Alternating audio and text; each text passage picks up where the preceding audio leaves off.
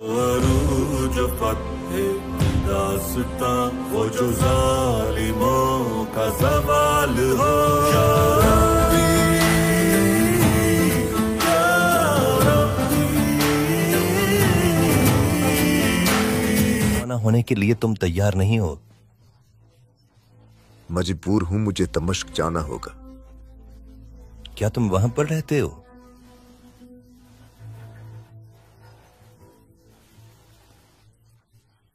तुम इस हालत में कहीं भी नहीं जा सकते। तुम मेरा रास्ता लंबा कर दोगे, लेकिन अगर तुम चाहो तो अपने घोड़े पर सवार करके तुम्हें रास्ते के इख्तिताम तक ले जा सकता हूं। तुम मुझे मफरूर हालत में क्यों लगते हो? अब ये बात कहां से आ गई? नहीं जानता, शायद तुम्हारे नाम की वजह से। यूनुस, मैं कुरान में पैगंबर यूनुस के किस्से को बहुत अच्छी तरह जानता हूं।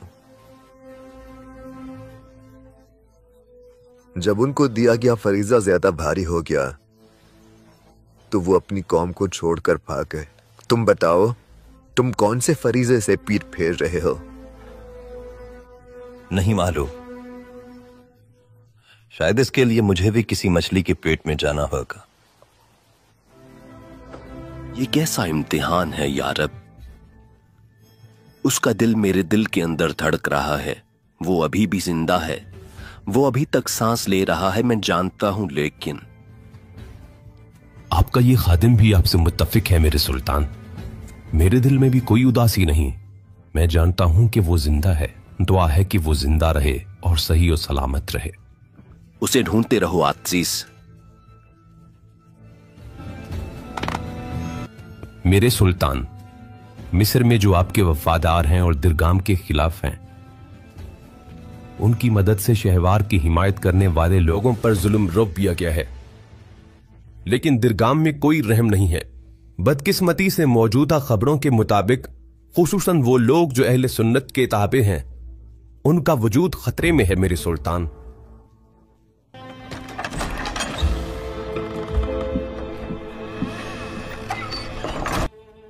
मेरे सुल्तान,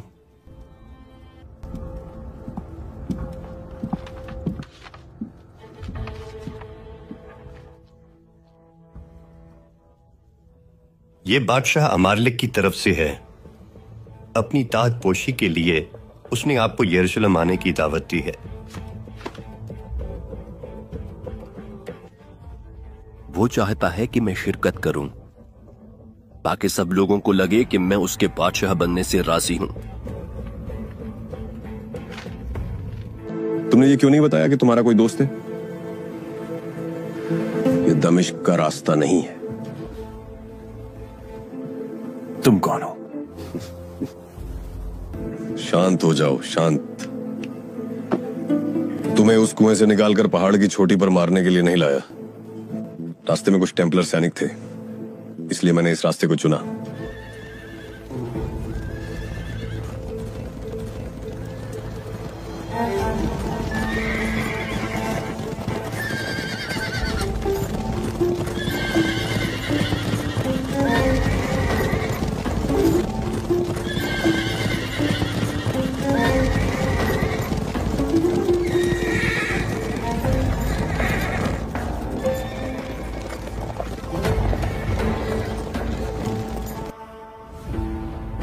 इसे क्यों किया?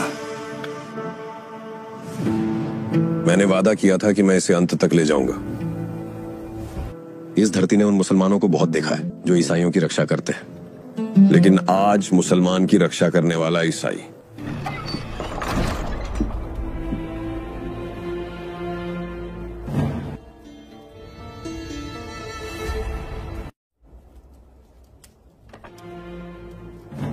आप बहुत मुश्किल वक्त में हमारे महल में आए हैं। मैं आपकी इस आमद में हिकमत तलाश करता हूं। मैं आपसे मिस्र के बारे में भी सुनना चाहूंगा। मेरा नाम काजी फाजिल है। मैं आपके सामने सभी किताबों को छोड़कर मिस्र की जमीन का बिना नाम का एक बेटा बनकर आ रहा हूं। मेरे लोगों की आदत है सुल्तानम। वो अपने हुक्मरानों के हाथों उन पर आने वाली आफात से लाताल्लुक नजर आते हैं, लेकिन हकीकत में ये बेहिसी नहीं है। वो अपने आप को इस जमीन के हकीकी मालिक समझते हैं जहां वो रहते हैं, इसलिए वो घबराते नहीं। वो सिर्फ इतना जानते हैं कि मेहर हमाम के बर्तन की तरह एक हाथ से दूसरे हाथ में गुजरती है, लेकिन वो हमेशा मुस्तकिल रहते हैं और वो भी अंदर से जानते हैं कि दमिश्क का सुल्तान उनके बाप की जगह रखता है। मुझे अपना बेटा समझकर मेरी बात सुने।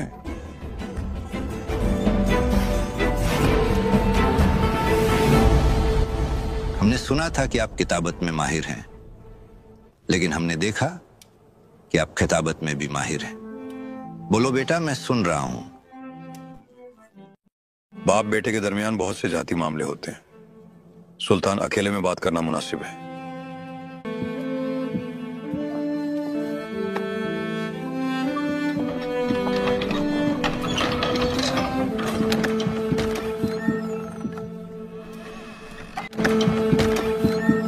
दीर्घाम ने सियासी तौर पर बहुत बड़ी गलती की है सुल्तान। उसका जमीर भी उसे चैन से बैठने नहीं देगा, क्योंकि उसने सलीबियों के साथ इत्तेहाद किया है। अगर सलीबी काहिरा में आबाद हुए तो ये एक ऐसे अलमिये को जन्म देगा जो सदियों तक जारी रहेगा। क्या आपके पास बादशाह अमलरिक और दीर्घाम के दरमियान इत्तेहाद का सबूत है? अभी तक नहीं, लेकिन मैं अपने नाम की तरह जानता हूं कि जरूर आएंगे। उन्हें दाखिल होने के लिए सुराख मिला तो वो इस मौके को जाया नहीं करेंगे। आप चाहते हैं कि मैं अपने सिपाहियों को खतरे में डालकर आपकी मदद करूं? अच्छा बताओ, मैं उस शहवार के लिए ऐसा क्यों करूं? कौन जानता है कि कल वो अपने फायदे के लिए मुझे धोखा देगा। अब क्या खलीफा, जो बदकिस्मती से अब सिर्फ एक कमजोर साया है, मेरा साथ देगा? काहिरा में मेरा मुखालमा कौन होगा? मिस्र की जनता की ओर से मैं आश्वासन देता हूं। चारों तरफ मुझे ढूंढा जा रहा है, जबकि मुझे आपके सामने आने के लिए बुलाना ही काफी है।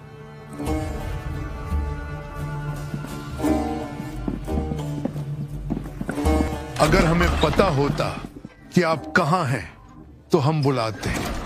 हमें नहीं पता था, हमने ढूंढा। तुम कहां थे? जंगी सराय में। हमसे अलग होकर कुछ चुपचाप कर रहे हो। जिनार वजीर हजरत, अमीरों के मिस्र में हस्तक्षेप को रोकने के लिए मैं निकला। अल्लाह की इनायत से सफल हुआ। वैसे भी उनकी परेशानियां तो पहले से ही बढ़ी हुई हैं।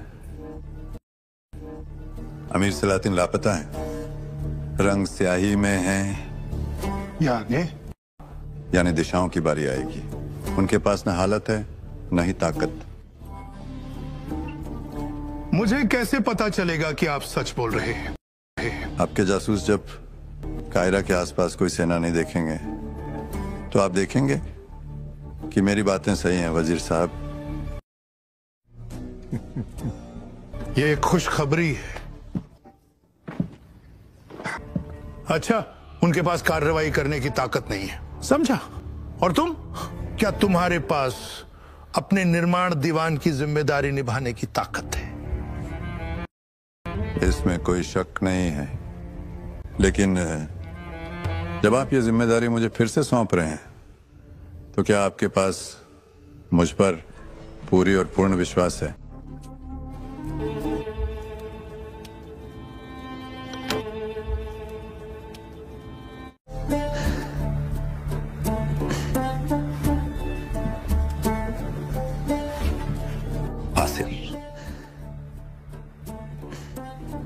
लोग अल्फाज से एक दूसरे को महसूर कर सकते हैं, लेकिन मैं इस उम्र में उस मरहले से बहुत पहले गुजर चुका था। मेरी याददाश्त इतनी मजबूत है कि मुझे याद है कि ये फातिमी ही थे जिन्होंने कुद्स को सलीबियों के हवाले किया था। आलम इस्लाम की मुश्किलात में इनका बड़ा हाथ है। उस पागल काफिर पर भरोसा करके वो समझते थे कि उन पर कोई आफत नहीं आएगी। उसने अपने हाथों से इस तौहीन की दावत दी। मैं मिस्र जरूर आऊंगा, लेकिन मैं सलीबियों के खेल के जरिए नज्म कायम करने नहीं, बल्कि फातिमी सल्तनत के वजूद को खत्म करने आऊंगा। उसका वक्त भी आएगा सुल्तान, क्योंकि आलम इस्लाम में आप वाहिद हुक्मरान हैं जो ये काम अंजाम दे सकते हैं। लेकिन अगर आप अभी मिस्र नहीं आते। मैं कई दिनों से इस बारे में सोच रहा हूं। मेरा यकीन और मेरा फैसला भी वाज़ेह है। जब तक अमीर सलाहुद्दीन गायब है, जंगी रियासत का मिस्र से कोई ताल्लुक नहीं मिल सके। युद्ध के मैदानों में एक दूसरे को थकाने से हम थक गए। मेरी अच्छी नीयत का एक बयान के रूप में मैंने आपको यहां इसी दरवाजे पर स्वागत करना चाहा, जहां पैट्रिक सोफ्रोनियस ने खलीफा उमर का स्वागत किया था। यरूशलेम में, हमारे शहर में आपका स्वागत है सुल्तान नूरुद्दीन। यह शहर आपका नहीं है। सल्लल्लाहु अलैहि वसल्लम, हमारे पैगंबर हजरत मोहम्मद ने यहां सभी पैगंबरों की इमामत की और उन्हें नमाज पढ़ाई। तब से यरूशलेम हमारा है। हम यरूशलेम के हैं। इसके अलावा हमारे खलीफा हजरत उमर यहां शहर को प्राप्त करने आए थे। मैं शहर को कभी नहीं सौंपूंगा, लेकिन मैं खलीफा उमर की तरह एक ऐसा यरूशलेम बना दूंगा जहां सभी आस्थावान शांति से रह सकें। अगर तुम समर्थन करोगे तो हम इसे साथ में सुनिश्चित कर सकते हैं। मेरे राज्याभिषेक समारोह में शामिल होकर आपने हमें सम्मानित किया। मैं यहां समारोह के लिए नहीं आया हूं। मेरी सेना दीवारों के बाहर इंतजार कर रही है। मैं यहां अमीर सलाहुद्दीन का हिसाब लेने आया हूं। तो तुम गलत जगह पर हो सुल्तान नूरुद्दीन। मैंने भी सुना है कि वह गुम हो गया, लेकिन इस मामले में राज्य का कोई हाथ नहीं है। मुझे समझ नहीं आ रहा कि तुम मुझ पर शक क्यों कर रहे हो। मेरे हाथ में मेरी बहन का खून है सुल्तान नूरुद्दीन। शांति के लिए अपने सबसे करीबी को मारने वाला एक राजा, क्या वह ऐसा करने की कोशिश करेगा तुम्हारे हिसाब से? रानी विक्टोरिया को सत्ता की लालसा के कारण नहीं मारा है। इसका यकीन करने के लिए मुझे थोड़े समय की आवश्यकता है। सलाहुद्दीन के लिए बनाई गई साजिश जल्द या देर से सामने आएगी। दुआ करो कि इसमें तुम्हारा भी हाथ ना हो। मैं आशा करता हूं कि अमीर सलाहुद्दीन जल्द से जल्द मिल जाए। अगर मुझे उसका कोई सुराग मिलता है तो मैं तुम्हें यकीनन खबर कर दूंगा। इन जमीनों को शांति की जरूरत है और हम इसे कर सकते हैं। जब टेम्पलर नाइट्स मस्जिद अक्सा का उपयोग अस्तबल के रूप में कर रहे थे, क्या इसी तरह तुम यरूशलेम में शांति लाओगे? अमीर मेडूद ठीक कहते हैं। अपने लिए सोफ्रोनियस की सहारा लेने के बजाय हजरत उमर को काश आपको मार्गदर्शन मिलता। खलीफे को जब थोड़ी देर बाद खून से सना ताज पहनाने वाली चर्च में नमाज पढ़ने की पेशकश की गई, तो उन्होंने कहा, अगर मैं यहां नमाज पढ़ूं तो मुसलमान इसे मस्जिद में बदल देंगे।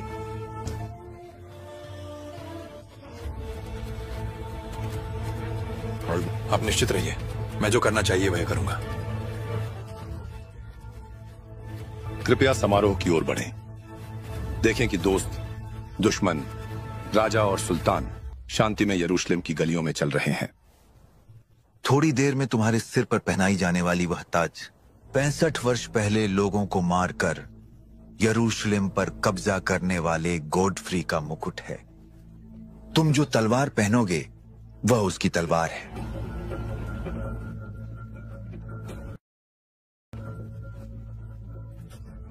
नूरुद्दीन जंगी उन मजलूमों का बदला लेकर, सिर ऊंचा कर यरूशलेम की गलियों में चलेगा। ताज और मिठास पर अधिक गर्व मत करो, क्योंकि वह ताज तेरे सिर पर बहुत देर नहीं रहेगा।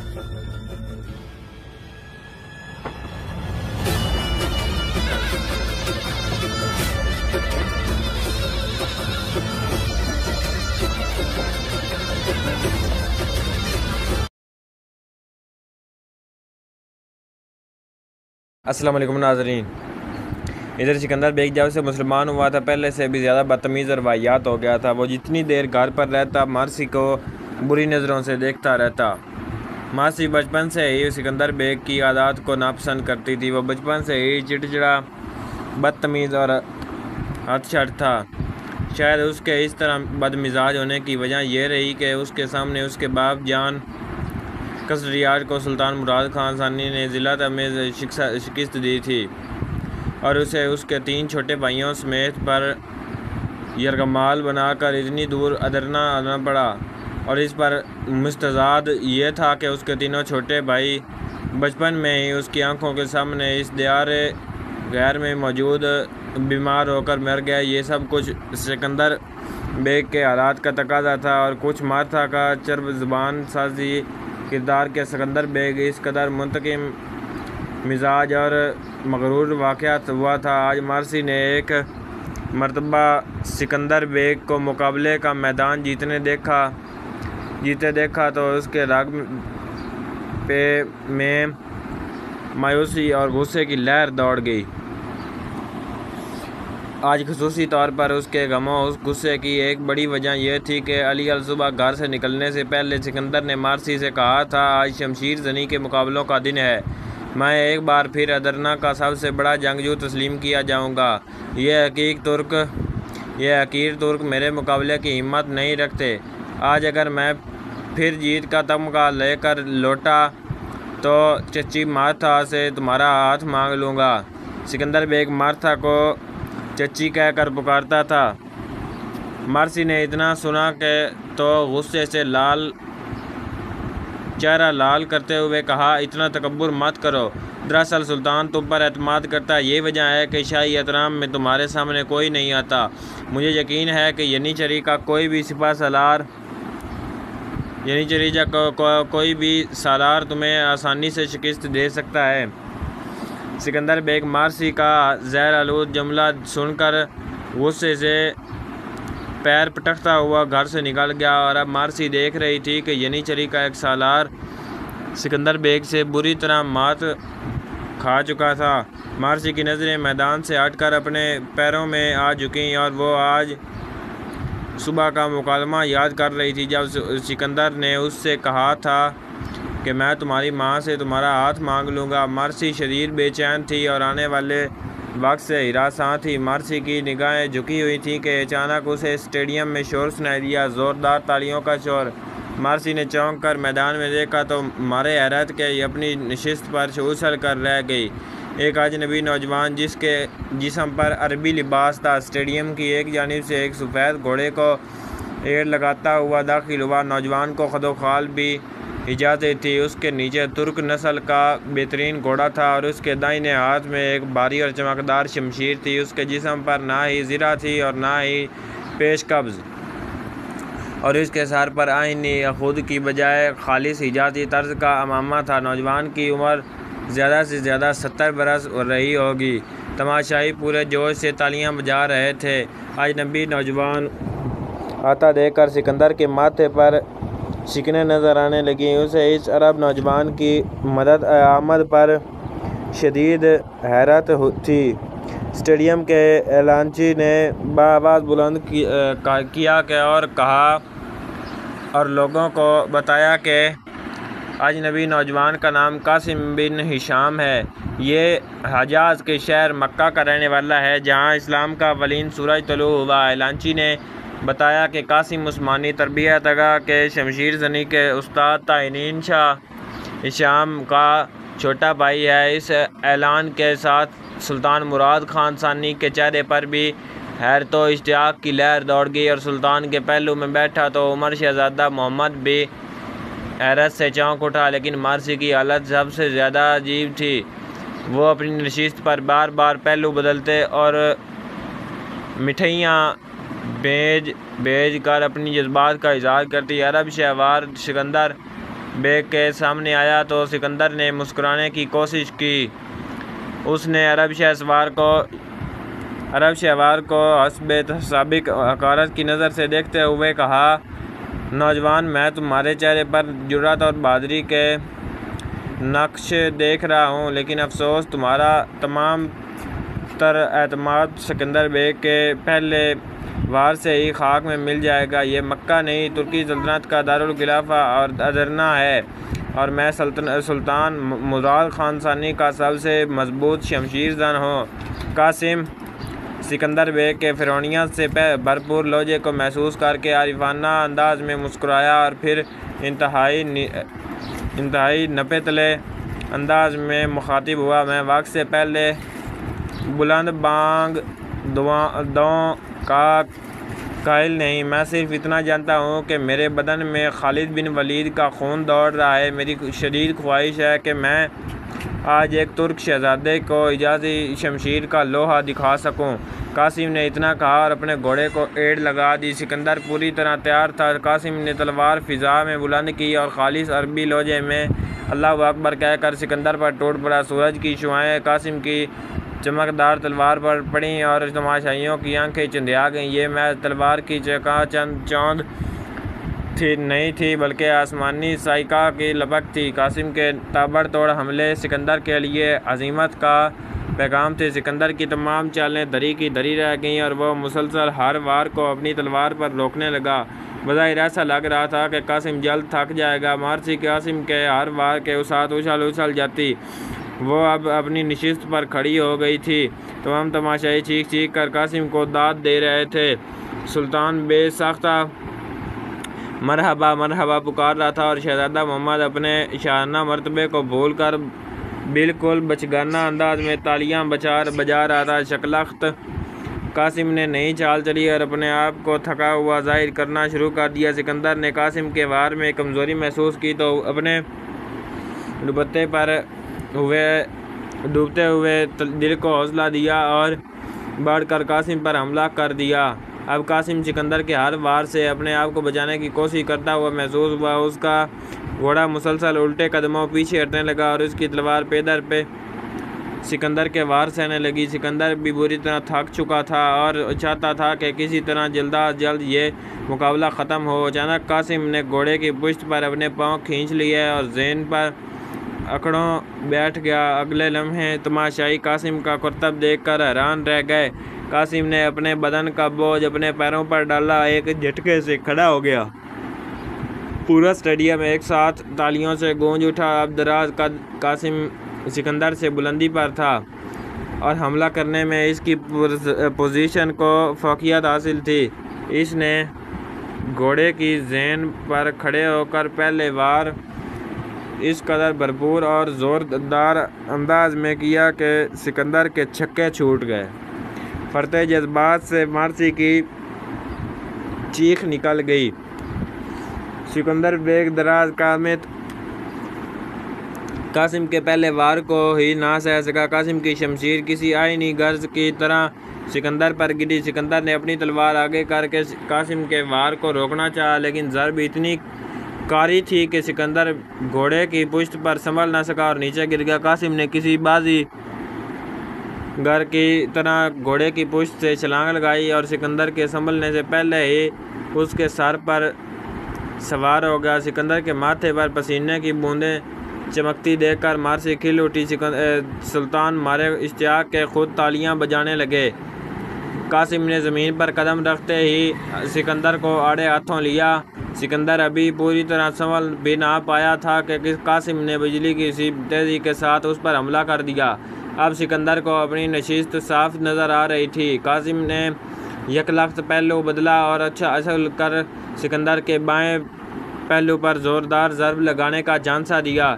सिकंदर ने तेज़ी से तलवार आगे की तो लेकिन वो कासिम की चाल ना समझ सका। कासिम ने बाएं पहलू पर हमला करने की बजाय हवा में भी अपना इरादा बदला और सिकंदर के दाएं बाजू पर तलवार की जोरदार ज़रब लगाई। सिकंदर के बाजुओं पर आईनी बाजू बंद पड़े चढ़े हुए थे। कासिम की तलवार ने लोहे के बाजू बंद काट कर सिकंदर के बाजू को मामूली सा चीर डाला। खून के कतरे ज़मीन पर गिरे तो यकदम स्टेडियम में मौजूद तमाशाई खामोश हो गए।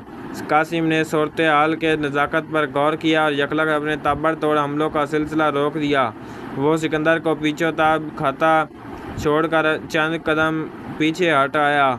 यहाँ मुकाबले के मुसफ़्फ़ीन एक कतार में खड़े थे। तमाम लोगों के चेहरों पर हैरत और इश्तियाक के जज्बात सिबत थे। कासिम बेख्तियार अंदाज में स्टेडियम के तमाशाइयों की जानिब देख रहा था कि सिकंदर बेअसूली का मुजाहरा करते हुए तेज़ी से कासिम की जानिब लपका। अगर मासी अपनी नशिस्त से चीख कर कासिम को खबरदार न कर देती तो सिकंदर यकीनन कासिम की गर्दन काट डाल लेता। कासिम ने मार्सी की चीख सुनी और एक लम्हे में सूरत हाल का अंदाज़ा कर लिया। अगले लम्हे वो किसी चीते की तरह अपनी जगह पर उछला और घूम कर न सिर्फ सिकंदर के वार से ख़ुद को बचा लिया बल्कि पूरी कुव्वत से सिकंदर पर हमला भी कर दिया। तलवारों की छन छन इंतहाई सरत के साथ सुनाई देने लगी और फिर तमाशाइयों ने देखा कि कासिम के एक अजीबोगरीब वार से सिकंदर की तलवार उसके हाथ से छूट गई और किसी 14वीं रात के शिकोर की तरह फड़फड़ाती हुई ऊपर की तरफ उड़ती चली गई। अब सिकंदर खाली हाथ था। कासिम ने फिर भी तलवार फेंक दी और सुल्तान मुराद खान सानी की मौजूदगी का ख्याल किए बगैर सिकंदर पर अराकी फ़न पहलवानी का एक ऐसा दाव आजमाया कि इसे ज़मीन से चंद फीट ऊपर उठाकर बुरी तरह पटक दिया। सुल्तान ये देखकर यकलख्त अपनी नशिस्त से उठ खड़ा हुआ और हुक्म दिया कि यह मुकाबला बंद किया जाए। मुकाबला तो वैसे भी ख़त्म हो चुका था। सिकंदर कासिम से ज़िल्लत आमेज़ शिकस्त खाकर आज ज़मीन पर ऊंधे मुँह पड़ा मिट्टी चाट रहा था। मार्सी ने सिकंदर को इस हालत में देखा तो खुशी से पागल हो गई। खेलों के इख्तिताम पर सुल्तान मुराद खान सानी ने तमाम तशरीका में इनामात तकसीम किए और सबको अपनी जगह पर खूब दाद दी। लेकिन जब कासिम की बारी आई तो सुल्तान ने कासिम को कोशानों से पकड़कर बड़े गौर से देखा और मुस्कुराते हुए पूछा, कासिम बिन हिशाम, तुम्हारी शमशीर जनी काबिल दाद है। तुम जैसे जिन नौजवानों की सल्तनत उस्मानिया को अशद ज़रूरत है। ईसाइयों का सबसे बहादुर जर्नैल होने अड्डे 1.5 लाख की फ़ौज लिए हमारी सरहदों पर पहुंच चुका है। होने अड्डे की शमशीर जनी का मुकाबला तुम्हारी तलवार कर सकती है। हम चाहते हैं कि तुम हमारी तरबियत याफ्ता फ़ौज यनीचरी में शामिल हो जाओ। हम तुम्हें यनीचरी का 1000 सालार मुकर्रर करते हैं। सुल्तान का यह फैसला कासिम के लिए गैर मुतवक्किल था। वो बुरी तरह सटपटा गया। वो तो महज चंद दिन गुजरने के लिए अदरना आया था, अपने भाई ताहिर बिन हिशाम के घर, वरना अपने शहर मक्का में उसकी मसरूफियात बहुत ज़्यादा थीं। बूढ़े माँ बाप की देखभाल, खेती बाड़ी और मवेशी, ये सब कुछ संभालना अकेले कासिम की जिम्मेदारी थी। उसका बड़ा भाई ताहिर पहले ही सुल्तान मुराद खान सानी का मुलाजिम था। ताहिर उस्मानी तरबियतगाह में शमशीर जनी का उस्ताद था। शमशीर जनी और पहलवानी कासिम के मुरूसी और ख़ानदानी शामिल खेल था।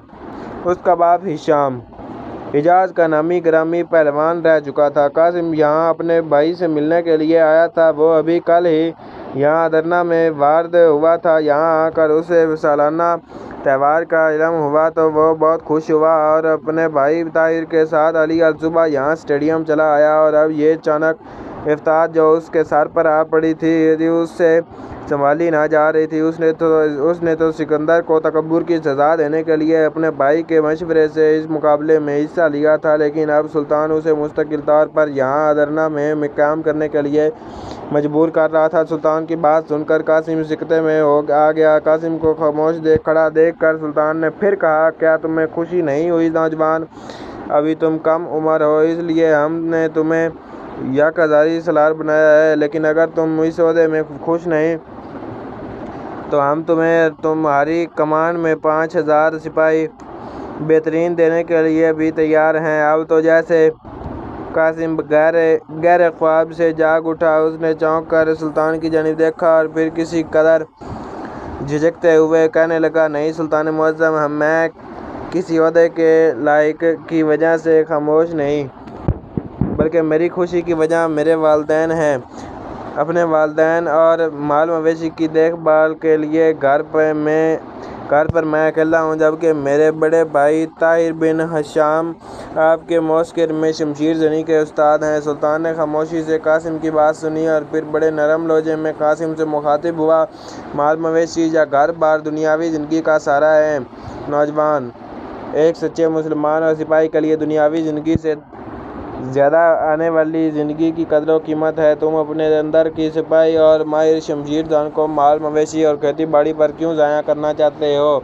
जहाँ तक तुम्हारे वालिदैन का ताल्लुक़ है, हम इन्हें यहाँ बुलवा लेते हैं। हम तुम्हारे भाई ताहिर से बात करेंगे।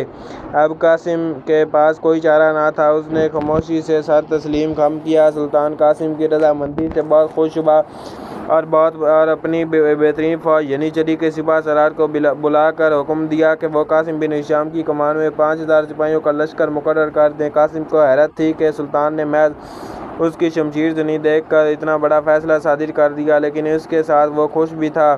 इस तरह वो अपनी मनपसंद और जंगजूयाना ज़िंदगी का लुत्फ़ उठा सकता था। मारसी ख़वातीन के हिस्से में अपने नशिस्त पर बैठी सुल्तान और कासिम की कारगुजारी देख रही थी। इसके दिल में कासिम के नाम का शरारा फूट चुका था। ये दराज कद और खुश शक्ल अरब नौजवान सिकंदर की फ़िरौनियत के लिए पैगाम में अजल बनकर आया था। चुनांचे ज़रूरी था कि मारसी इस पर निसार होती।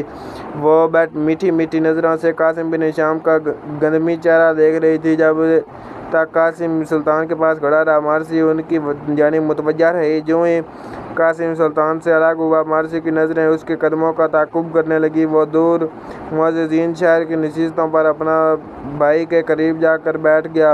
अब मारसी के लिए इस स्टेडियम में कोई काम नहीं था। वो अपनी जगह से उठी और बाहर की तरफ चल दी।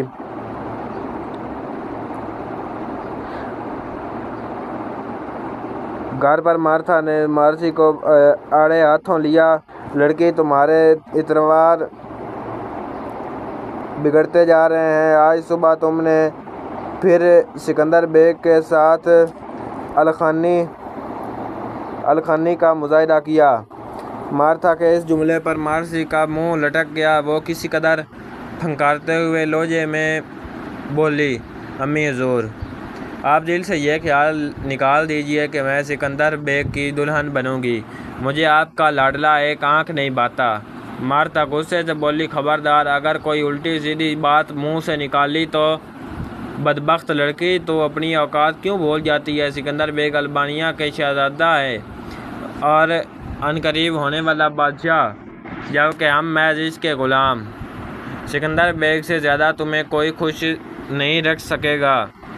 वाह, ये क्या बात हुई। शहजादा साहिब खुद सुल्तान मुराद खान सानी के यरगमाली हैं और इनके वालिद अल्बानिया के बादशाह जान कस्टडियार सुल्तान मुराद खान के बाजिकदार हैं। आप एक यरगमाली के बारे में कैसे कह सकती हैं कि वो अल्बानिया का होने वाला बादशाह है? मारसी ने तंज़िया लहजे में अपनी माँ को जवाब दिया, लेकिन मार्था यकलख्त खामोश हो गई।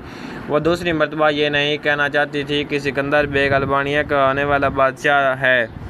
वो जानती थी कि इसकी और अबू जाफिर की 12 साल पुरानी साजिश पूरी होने में बहुत थोड़े दिन बाकी रह गए हैं और ऐसे नाजुक मौका पर वो अपनी एहतियात करना चाहती थी कि मारसी ने माँ को खुश खड़े देखा तो गनीमत जाना और तेज़ तेज़ कदमों से अंदर की जानिब लौटती चली गई। इधर मार्था भी अभी तक अपनी साजिश के ख्यालों में गुम थी। मार्था और अबू जाफिर ने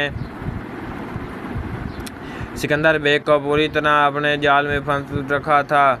मार्था की नज़रों के सामने सिकंदर का बचपन गुजरने लगा। उसे वो वक्त अच्छी तरह याद था जब अल्बानवी बादशाह जान कस्टडियार को सल्तनत उस्मानिया के सुल्तान मुराद खान सानी ने जिल्लत आज़मेज शिकस्त में दो चार किया था। उस वक्त मार्था अल्बानवी महल में कनीज़ की एक हैसियत से मकीम थी। मार्था जवान और हसीन होने के साथ साथ ज़हीन और मुतहर्रिक लड़की थी। महल की कनीज़ बनने से पहले वो एक अल्बानवी अमीर से मोहब्बत का धोखा खा चुकी थी। उसकी गोद में अपने महबूब के एक सालाना बच्ची भी थी। अल्बानवी अमीर शुरू में मार्था के साथ दिल लगी करता रहा, लेकिन जब मार्था की गोद हरी हुई तो उसने मार्था को बेइज्जत करके निकाल दिया। अब मार्था के पास इसके सिवा कोई चारा ना था कि वो बादशाह से शिकायत करे। चुनांचे वो जानकर स्ट्रियार्ड के महल में हाजिर हुई और बादशाह को अपनी रोईदाद सुनाई। लेकिन जब बादशाह ने अल्बानवी अमीर का नाम सुना तो इस ख्याल से के सूबे में बगावत न फैल जाए, अमीर को कुछ न कहा। अलबत्ता मार्था को अपने महल में कनीज़ रख लिया। मार्था हसीन और ज़हीन थी, चुनांचे बहुत जल्द वो बादशाह की मंजूर नज़र हो गई। चारों अल्बानवी शहज़ादे जिन्हें सुल्तान मुराद खान मदौर यकमाल साथ ले आया था, मार्था के साथ से मानूस थे। पहले ही से मानूस थे। यही वजह थी कि जानकर स्ट्रियार्ड ने अपने बेटे सुल्तान मुराद खान